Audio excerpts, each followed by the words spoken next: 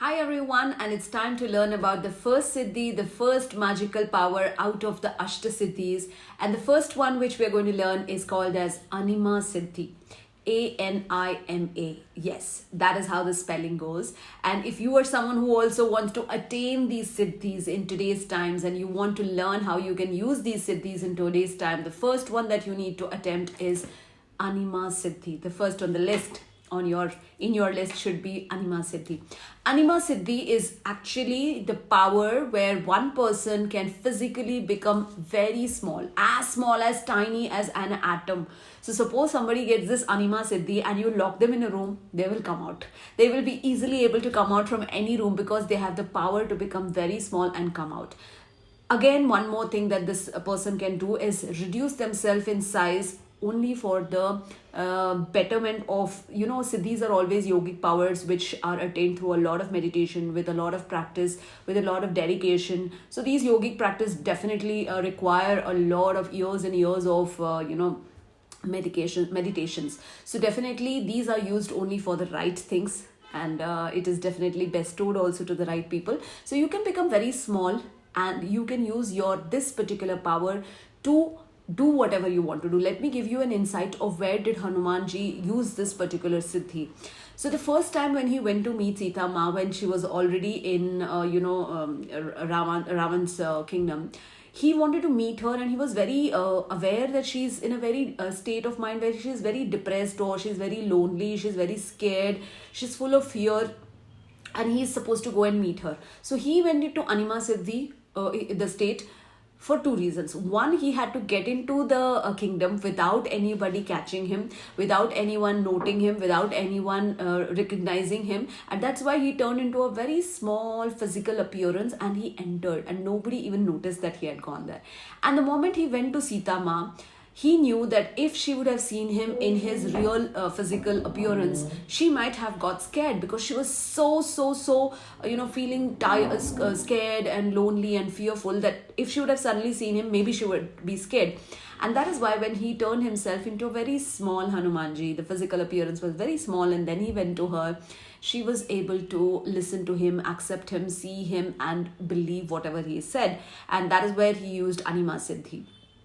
Now, if you think that Hanumanji did this, how can I become so small? Let me tell you, when you have this Anima Siddhi, you actually are having the capacity to turn this physical body smaller by converting that into something that can just surpass this physical things. You can just pass through it. Your body can pass through it, and your actual body can become so small. Now, is it possible for us to do that?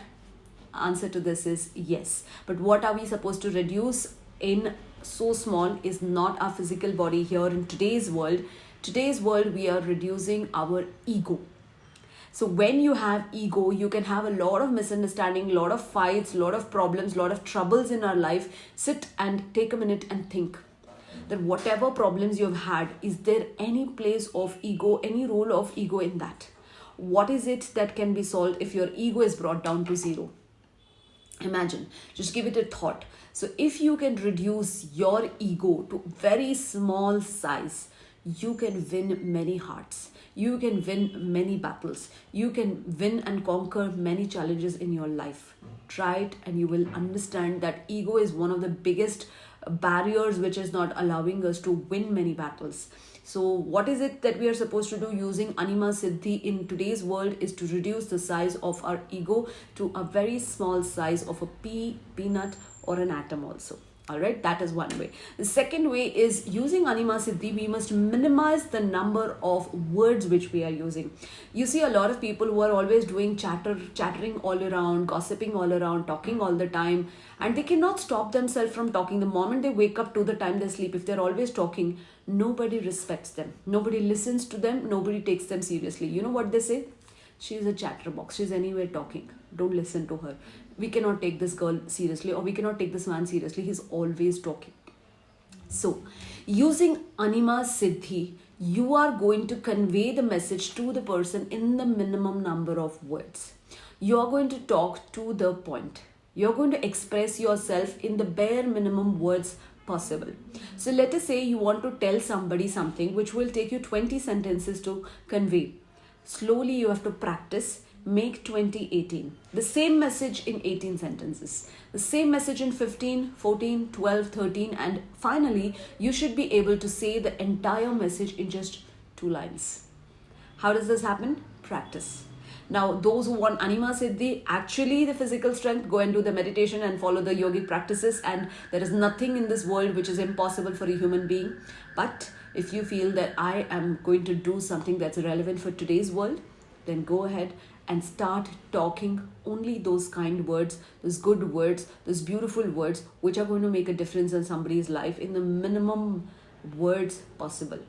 Straight to the point, and be able to convey yourself, express yourself in the most minimum beautiful number of words. And if you are able to do that, you have actually got Anima Siddhi. So you've actually managed to get one of the Siddhis, which is Anima Siddhi, by reducing the size of your ego and by reducing the number of words in your day-to-day life. So go ahead, practice it, and starts from today. So what are you supposed to do is you're going to start telling people whatever that you want to tell in the minimum number of words. All right. Thank you. And we'll go to the next Siddhi, which is Mahima Siddhi.